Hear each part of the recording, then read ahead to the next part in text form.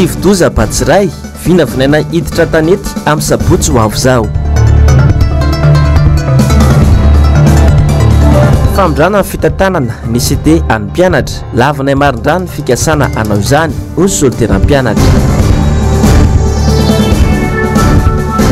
Mahery lanitra manandafy nalefa teny amin'ny Tobra Tsimandrava rehefa avy natao fanadihadihana.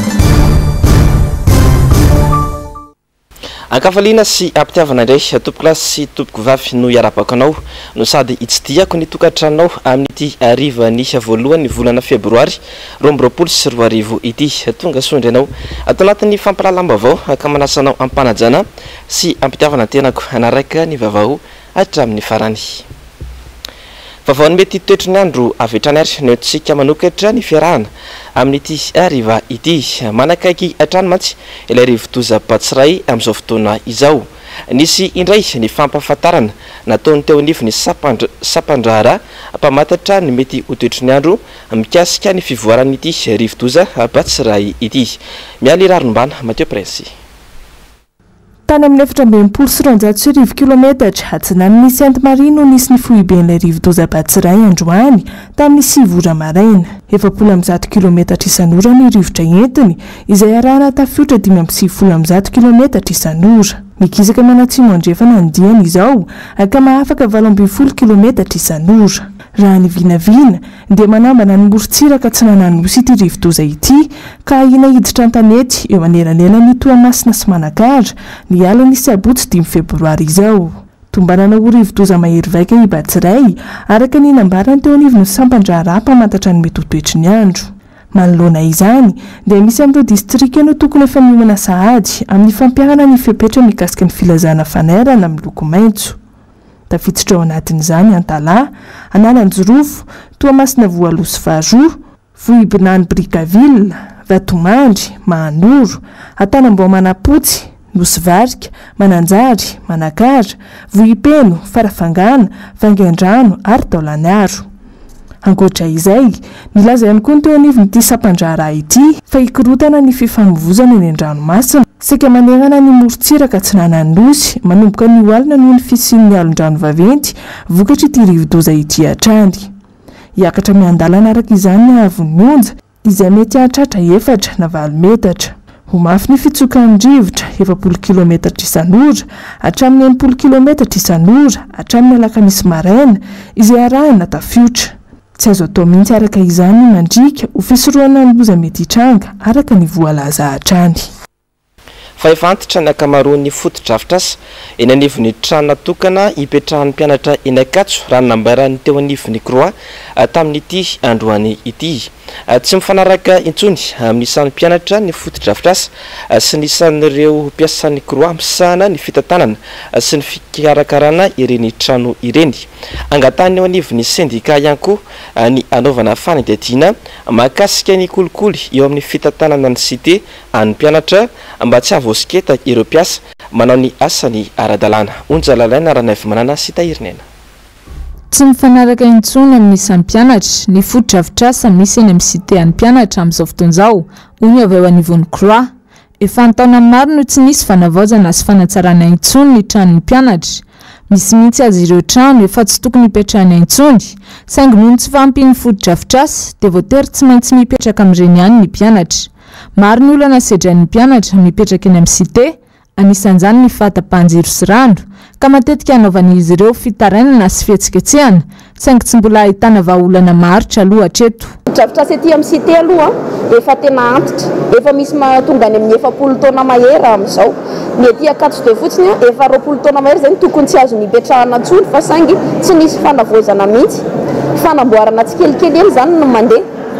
Ny fampitaovana nefany tena kely dia kely tsy araka ny olona koa tena vitsy ny mpiasan'ny Croix fa tsy araka ny resaka hoe be tsy androfana satria raha anao ohatra fotsiny any ambony-kandrina olona 7 ny miasa eny. Olona 7 tsy hoe 7 mpitana angady sy kifafa daholo fa tsy maintsy misy mitazona stylo misy ny any amin'ny birao dia mpianatra mihoatra ny 700 ny eny dia olona sivy ny karakarany eny zany dia efa hitanao hoe tena tsy mety mihitsy ny jiro sy ny rano ny équipement ana jiro ny zavatra mitondra ny jiro ny herinaratra sy ny rano aty zany efa tena efa antitra be daholo satria efa tamin'izany tsy nasipana vozana mihitsy ny tao anatin'izay.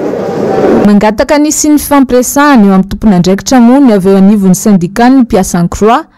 manoloana ny fiparitahan'ny vaovao milaza fa tsy mahavita ny asany tokony ataony izy ireo. Takin'izy ireo ihany koa ny anaovana fanadihadiana mahakasika ny resaka kolikoly amin'ny fitantanana ny tranon'ny mpianatra. Mangataka izay ho amin'ny fitonam-panjakana raha misy ny tsy fahatomombarana ety misy lalantsika azo ampiarina. Mangataka izay ny idinan'ny tompon'andraikitra ny fanjakana hanao fanadihadiana ifotony hamoahana ny tena marina amin'ny resaka kolikoly satria lasa mampiasa ny Croix ray manontolo tonga dia voasopotaka daholo eo anatin'ilay izy dia mijoro izay syndicat miaro ny mpiara-miasa rehetra zay tsy miaro olona diso nameloka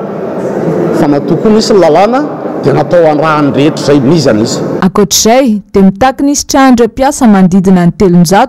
ny tombotsoa tokony isitrahan'izy ireo ny avy eo anivon'ny Croix raha toka iroso amin'ny famondrana ny fitantanana ny tranon'ny mpianatra amin'ny université ny avy eo anivon'ny ministera ny fampianarana ambony.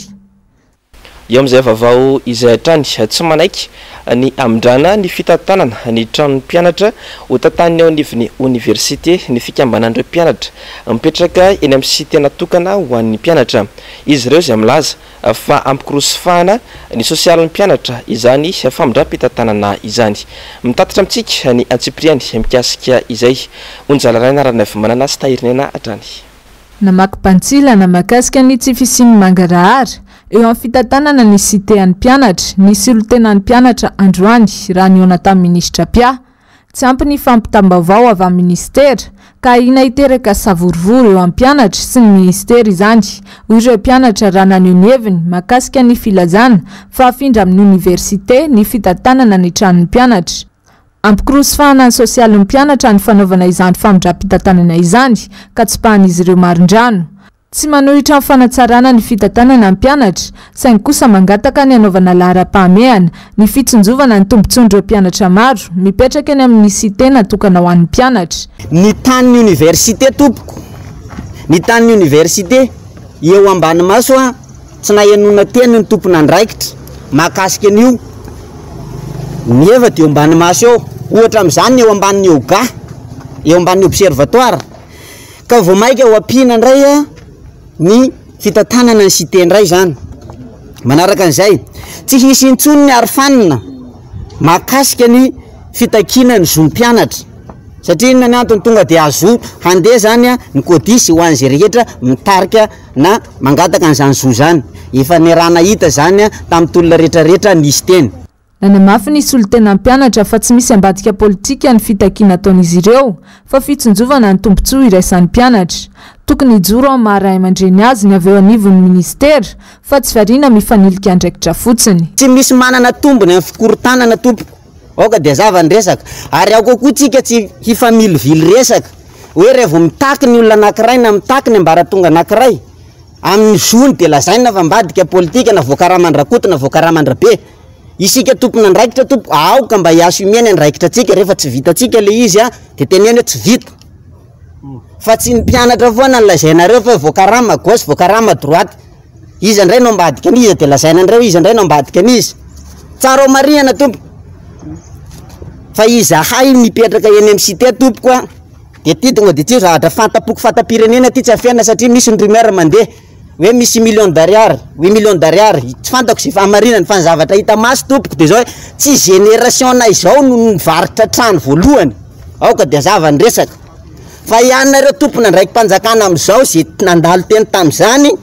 no nanomboka amin'ny fivarotana trano. Tsy misy ny tosika avy amin'ny fanjakana amin'ny fanatsiarana ny tranon'ny mpianatra. Ny mpianatra samy mpianatra ihany no mifanampy rehefa misy olana eny amin'ny trano ipetrahany. Tsy hitondra vokatsoa ho an'ny sosialin'ny mpianatra ny famondrana ny fitantanana ny cité. Ho ratasena amin'ny vie universitaire ny fitantanana ny cité. Fantatray misy ny vie universitaire direction ny vie universitaire eny amin'ny cité eny amin'ny université eny amin'ny tranokitana zany. Mandraky tiany androany zay mbola tsy nahita hoe inona ny zavatra nataon'izy ireo tamin'ny sosialin'ny mpianatra teny amin'ny cité. Fa raha tapaka ny jironay de ny électricien no manamboatra an'izany misy électricien de ireny zavatra kely efa mikarakara izahay raha mbola manao cotisation mividy fil mividy an'izao de ireny ndray ve zany mbola hotsoahana de ahoana zany mombana iretraretra zany hoe sorina amin'ireny sahala hoe le kely anananao aza mbola hoe sorina aminao Ratsehiviny efa tamin'ny taona 2017 no nosaraina ny fitantanana ny université sy ny fitantanana ny cité any mpianatra ka mahagaga ny antony hamerenana izandray amin'izao fotoan'izao. Ny avy amin'ny ministera be izay tsy mbola nanome vaovao mazava mahakasika ity raharaha izay mampisavorovoro ny mpianatra ity. Vaovao ny fampianarana ambony izay hatrany de velotana ireo mpianatra andiany voalohany indrindra izany hoe ireo mpianatra tamin'ny taona 17 ao amin'ny Confucius Thomasina amin'izao fotoana izao noho ny tsy mbola nazahoan'izy ireo ny mari-pahaizany. Araka ny loharanom-baovao matsy dia noho ny tsy mbola nazahoany ity sesam-pampianarana ity ilay antsoina hoe habilitation avy amin'ny fanjakana fohy be no anton'izany. Miantso ny mpitondra fanjakana araka izany ireto mpianatra ireto mba hijerakaiky ity rara ity. Lafim-baovao ny sosialy dia tsy misy mpiaino ary modidin'ny mpitondra fanjakana tsy hita ny hatramin'izao ny faratsindalana eto Antananarivo renivohitra. Any amin'ny tsy lara-pamiana hatrany ireo mponina nanaovana fanadihadiana no mahamaika ireo mpampiasany lalana kanefa ny vokatra tsy ateraka izany tsy mitsaha-mitombo. Njavandre Mahefa sy Manora Andriamalala.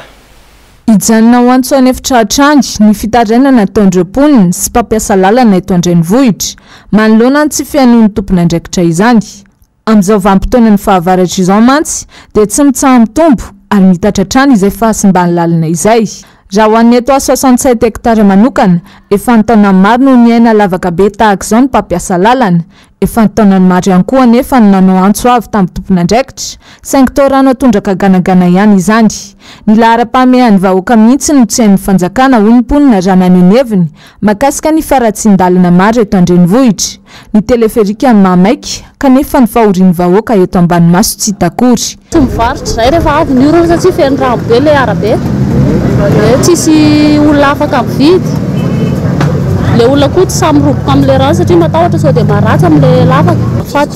Faty mihitsy tamin'ireny dia tsy misy mihinana maso-karenan'olona. Lalana ity zany tokony mba jerena zany le lalana hoe mba efa betsaka moa zany ny ohatr'izao hoe manontany ohatr'izao tsy hitako. Efa tokony hoen'ny tompon'andraikitra mihitsy ireny hoe amboarina ny lalana raha tsy mbola nisy fanamboarana hatramin'izao. Efa tena entsana mihitsy izy fa tokony amboarina mihitsy aloha le lalana. Manimba fiara be mihitsy taraiky be mihitsy ny tora amin'izao efa ela tokony efa mba jerena mihitsy. Io raha voatsatsan'ny orana tonga dia efa ao indray milomano ao anaty rano. Tena tokony lalana aloha ny amboarina le teleferika ohatra mbola tsy katsy mihitsy. Rehefa avy aloha izay ny orana rehefa ratsy ohatr'izao le lalana tonga dia mijanona tsy miasa izay.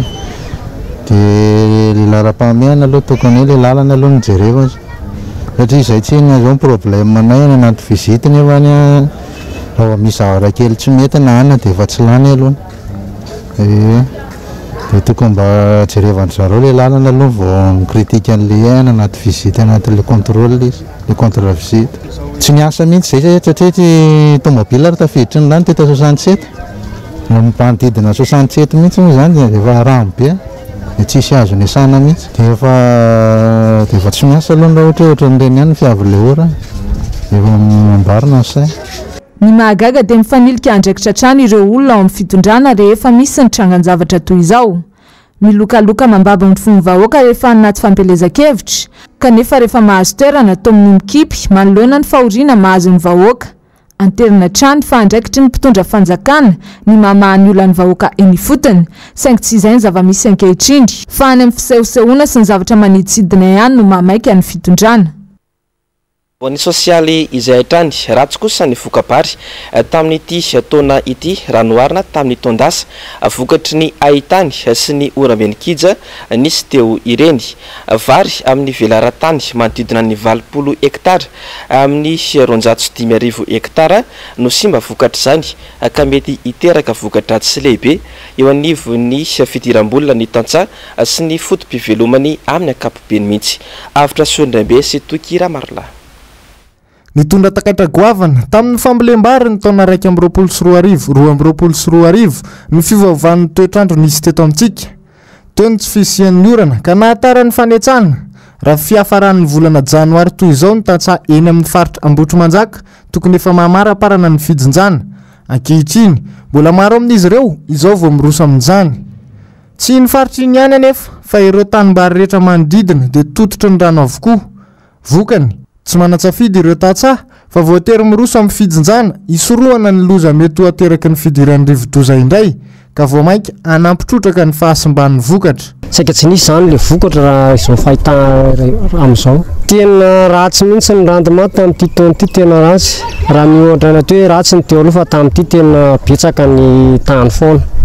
atao hoe raha fahitantsika zao dia eny amin'ny sisisiny hitanareo eny ihany misy vokabary fa ny eny ambonimbony eny zany dia atao hoe tena maivana ny vary tamin'ity hoe raha 100% izy tamin'ny taondasa dia tena mety ny ena teo amin'ny 40% teo izy zany tamin'ity misy ny matahotra moa dia na tsy tokony mbola hiakatra ary dia tsy maintsy akarina satria toetrandro raha antsika mahita fa tena ratsy tamin'ny herintaona nisy kely ihany fa tamin'ity nge sady tratran'le mahitany a tsy voava dia avy eo izy vokatra kely indray dia tondraky ny rano zao ary raha piso zao dia efa mieritreritra tsy ho maina indray vary nefa izy tonga reo dia raha vao tsy maina dia mety ho lo indray tena miferitraina mirosa amin'ny fijanjana aloha fotsiny aloha an'izay masaka dia jinjaina fa tsy avela hijanona eny nisy fiainany na vorona ninona zao dia efa mampihana azy daholo hoanina vorona daholo ny vary eo in'le makiny izay faritra isany ahitana mpamboly vary betsaka eto amin'ny faritra manodidina n'Antananarivo izy fiatraikany amin'ny fiatrehan'ny vahoaka ity taona ity izao fienan'ny vokatra izao ka tokony hitondra vahaolana matipaika ny fitondram-panjakana anarenana izany olana lehibe izany fa eo amin'ny 20 hektara eo zany amin'ny tambary 2000 hektara iny no tsy voafolo zany fa voatery ny andry androtsakorana dia dibo-drano izy moa zany hatramin'izao mbola tsy miarina eveny hoe tsy hanana vokatra zany zay 20 hektara izay raha hoe 5 tonne l'hektara fotsiny zany ny vary dia hitantsika amin'izany hoe bedabe any zay lanjana vary ary bedabe koa zany ny ankonana mety tapavoazana eo anatrehan'izay dia ny fiatraika moa zany dia hitantsika hoe ama tsy jeren'ny fitondram-panjakana koa zany satria zany atao hoe trofy aposta tamin'iny rotsakorana iny zany hoe anisany manana fahavoazana koa zany ny vahoaka Ambotrimanjaka eo amin'ny resaka vokabary eo fiatraikany ara-tsosialy ara-toekarena atsoatsy zany zay saika Madagasikara iray manontolo nahazo takaitra mafy tamin'ny fiovaovan'ny toetriny andro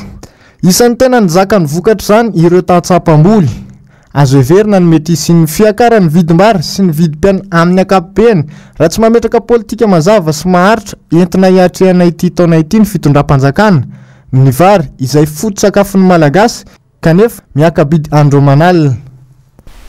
fa velotaraina manoloana ny fidangan'ny vidim-piainana sy ny resaka tsy fandriam-pahalemana ireo mponina ao anatin'ny distrika ny Mampikony indrindra fa ireo any amin'ny faritra ambanivohitra tsy ahitam-baolana mazava nefa ny fitondrana ankehitriny fa toa oeraoera ny betsaka mangetaeta ny verenan'ny filoha Marc Ravalomanana eo amin'ny fitondrana ireo mponina any an-toerana raha araka ny fanadihadiana nataony namana mpanao gazety samy mamonjy MPS Mahatsanga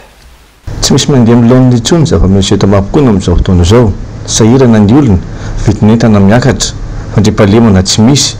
ary indrindra moa fa ny asa tsisy tahaka izany na ny tanora io indrindra moa fa andron-dehibe mitaky ny Ravalomanana izy ireo no hitondra satria io no hita amin'izareo fa vahaolana nampitondra avo any ity distrika ny Mampikony ity zay aloha tena zavatra mampalahelo anay zavatra manjoa anay tsisy zavatra hoe mbo mandeha amin'ny zavatra sahirana amin'ny zavatra lafo sahirana amin'ny fandriam-pahalemana tsy zavatra mandeha milony teny dradradray fandriam-pahalemana iny mararelay ity fandriam-pahalemana zay tsy afaka miasa mandeha ambanivohitra sahirana amin'ny ambanivohitra agny hiasany agny tsy mandeha satria ny fandriam-pahalemana tena dahaly manao ny nony ny asa fivolomanay agny ambanivohitra tsy afaka mamelo tegna tsy maintsy fagnampia amin'ny fanjakana lenga jiaby ny zavatra mandalo regny sofiny vahoaka aty Mampikony ke mbo mitady ino président Malakaravana manana mba hitodika aminay an'ity vahoakany mampony mba tena sahirana regny le zavatra tsaroany aminazy zany le tena zavatra tamin'ny andro le sekalina vola omenany vahoaka miasa par jour regny zao zavatra tsisy zay tsisy zavatra tokony mandeha amin'irony zavatra tamin'ireny tamin'ny andron-dravalo le mandeha karaha maisan-kerinandro isan'andro regny le zavatra taviavinay hitodika ary miendraindra anazy koa zay am'ty fifidianana am'ty 2023 tena raraka tena sarotra am'izao itikany miakatra tena sarotra manano tena dia mampanao tena anao zay ino nataonao anatin'izany karamarama manasa lamba karamarama journée raha zay tokoa no mitranga dia tsisy tavandrany ty fitonana ty tsony ankehitriny naiza naiza eto Madagasikara na andrenivohitra io indrindra moa fa ny ambanivohitra tahaka izao miandry fifidianana amin'ny vahoaka dia fantany ny arotsany amin'izay fotoana izay. Fenartona katroka androany voalohany volana febroary 2024 ny fananganam-panjakana sy nandraisan'ny miaramila any antoerana ny fahefana any Birmanie natanteraka fihetsiketsehana nentina nanamariana izany ireo mponina manohitra izao fitondrana miaramila ao anatin'ity firenena ity tamin'ity androany ity. Miala iraronombana Mathieu Prince. Foana ny arabe ary sakanidy avokoa ireo toeram-pivarotana rehetra tany Birmanie androany vao maraimbe. Io fihetsika io no nentin'ireo mponina ny antoerana nanamariana ny fahaheritaona ny fanonganam-panjakana sy ny fisiana ranandrika ary ny nandraisan'ny miaramila ny fahefana tao amin'ity firenena ity. Samy nanao izay fomba hanehoany tsy fahafaliam-pony ireo olona izay mandohitra ny fitondrana miaramila ny antoerana saingy ny tanjona dia ny hoe ao anatin'ny fahanginana tanteraka no anatanterahana izany. Ny fahanginana no hika mafy indrindra azony hanehoana ny tsy fankasitrahana ireo miaramila sy ny hery famoretana ataon'izy ireo. Ny nambaran'ireo mponina manohitra. Ankoatra ny fikatoanan'ireo toeram-pivarotana, nisy tamin'ireo olona tao ampovoan-tanàna ny Birmanie ihany koa no nidina an-dalambe ary nanao ny fiarabana tamin'ny ratsan-tanàna telo ho mariky ny fanoherana tamin'ity androany ity. Tamin'ny alalan'ny filanjana sotra-baventy kosa no nanehoan'ireo mpianatra ny fanoherana ny-jadona misy ao amin'ity firenena ity. Mbola nohitra amin'ny fomba rehetra azo atao ity fitondrana ity izahay, tsy gouvernement ara-dalàna ny fitondrana miaramila. Io kosa ny voalaza ny mpanohitra iray hafa tao anatin'ny compte Twitter-any. Taorian'ity fanonganam-panjakana niatra tamin'ny aongo San Suu Kyi heritaona lasa izay ity dia maro ny fitokonana mangina nataon'ireo mpanohitra ny fitondrana miaramila ka anisan'izany tamin'ny volana Desambra lasa teo. Toy ny noho ny zava-nisy ny fitondrana miaramila ka nampitandrina fa ny fihetsika toy izany dia azo raisina ho toy ny famadihana avolenta eloka be vava miafara amin'ny fanameloana ho faty. Nandrahona ihany koa izy ireo niakany atambarotra ireo mpivarotra izay mikatona. Androany moa dia nampanantena tao anatin'ny gazety-mpanjakana iray any Birmanie ny lehiben'ny miaramila fa hikarakara fifidianana malalaka sy marina raha vao milamina ny toetra raha any an-toerana. Tetsekilany kosa mampitombo ny tsindry amin'ireo jeneraly any an-toerana ny ONU manoloana ny firongatry ny herisetra ao amin'ity firenena ity. Nilazany teo anivon'ity fikambanana iraisam-pirenena ity afa manao fanadihadiana momba ireo eloka be vava izy ireo. Raha tsy ahivina moa dia sivily manodidina ny 500 no maton'oviny ny mpitandro ny filaminana tany an-toerana tamin'ny andro ny voalohan'ny volana febroary 2024 io.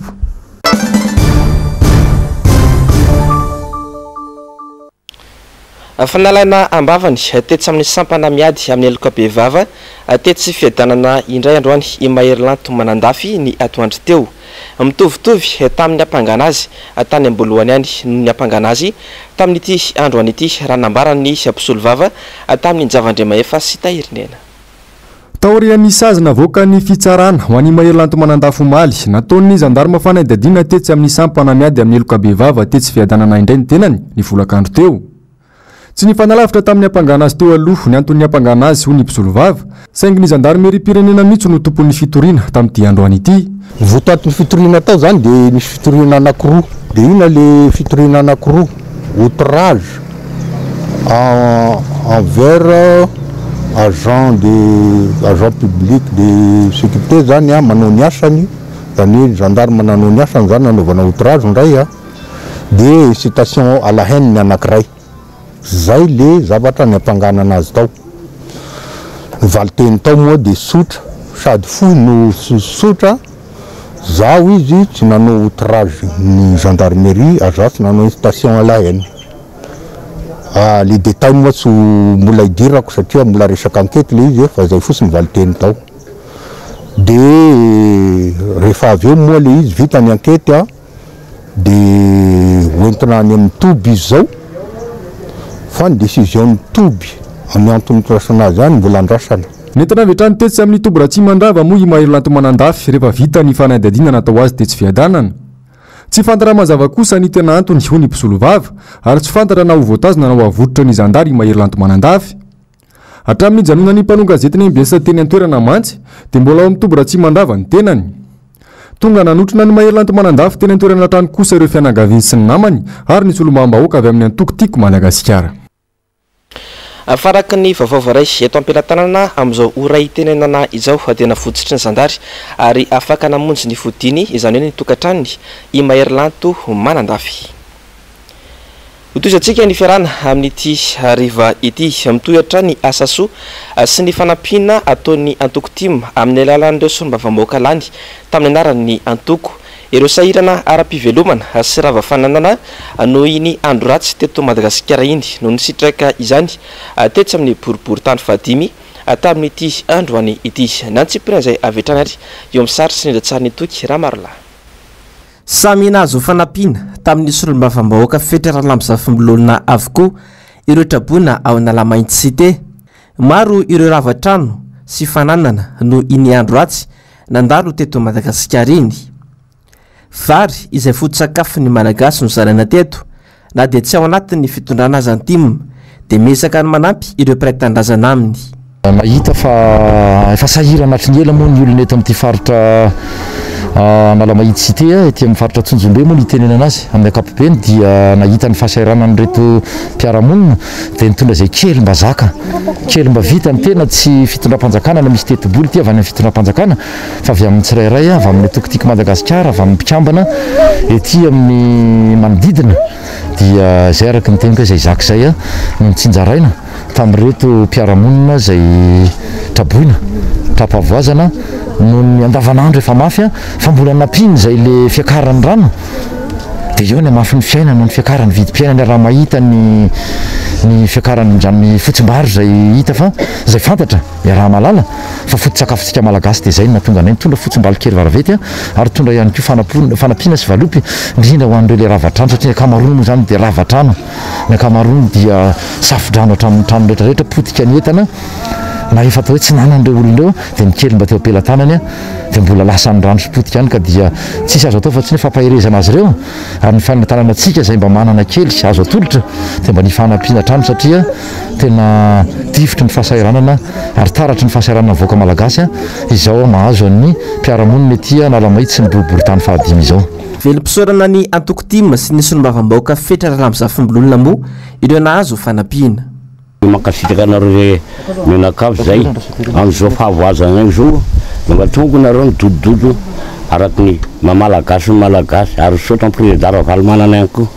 onery ny tapiny alana moa fa tsy maintsy isy valiny ihany ny soa atao ary ny ratsy atao loza miantona ka dia soranareo. Ny tenenay angamba aloha dia misaotra betsaka amin'ny monsieur le député sy ny mpiara-miasa aminy fa nijeranay madinika taty ambany tanana izy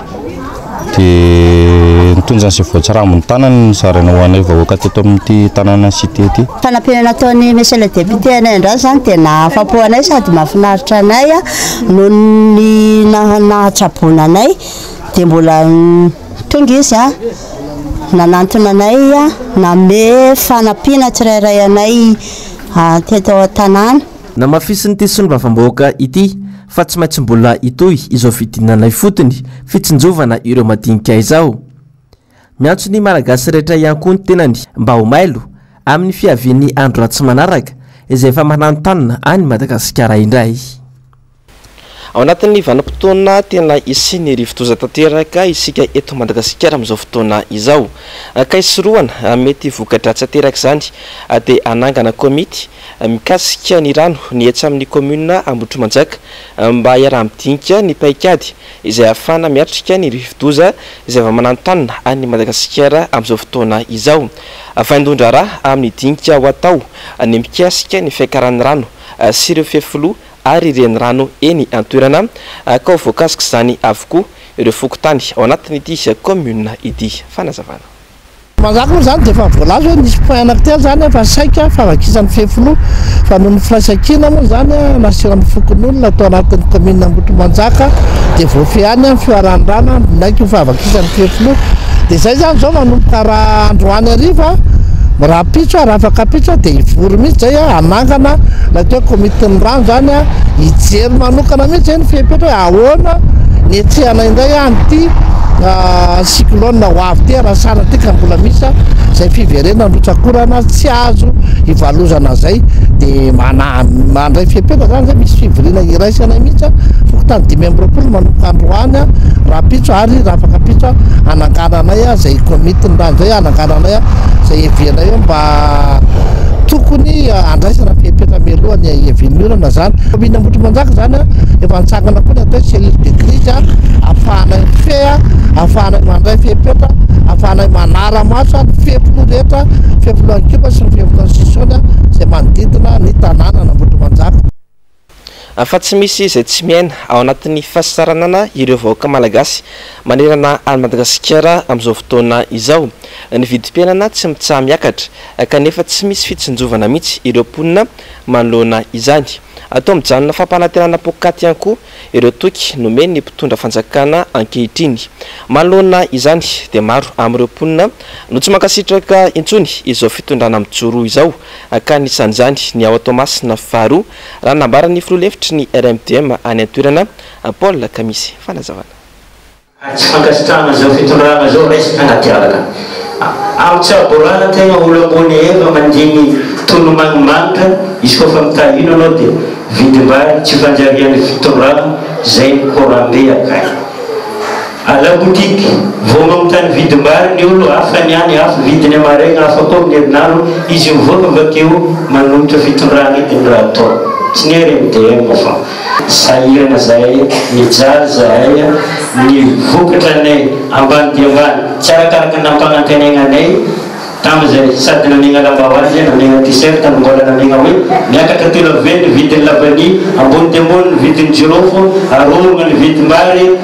ho tsara fianarana zanakanareo tsy mandoa vola mampiana-jaza ino avy takeo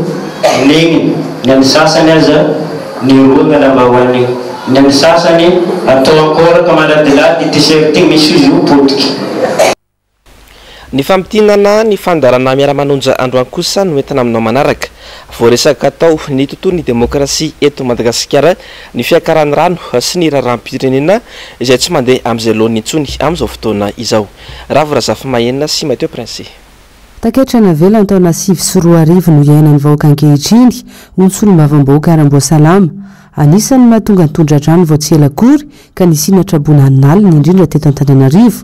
fantorana tany izy omenan'ny vahiny tamin'izany fotoana tsy ilazainy intsony eo ihany koa tsy fisindro tsy maty manota satria nilaza fa akaiky ny olona atao anaty tezamita ka mandorona trano tsy ara-dalàna ambony lakan-drano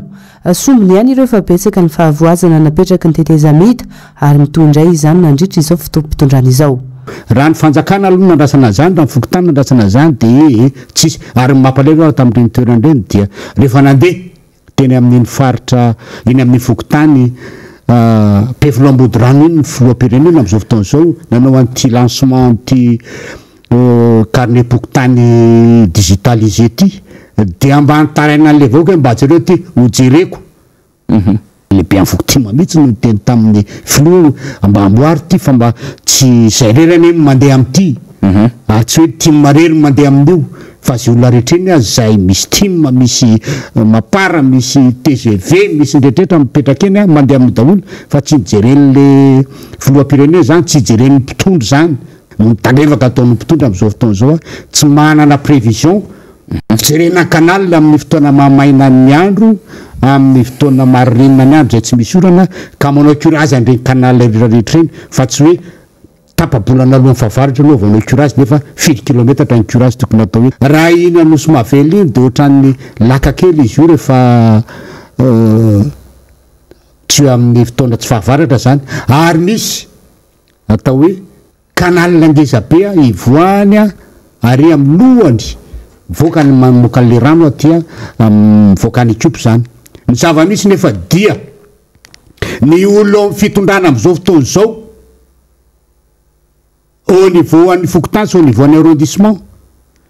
no manetsina an'io canal io ary efa impiritenenina zany eo amin'ny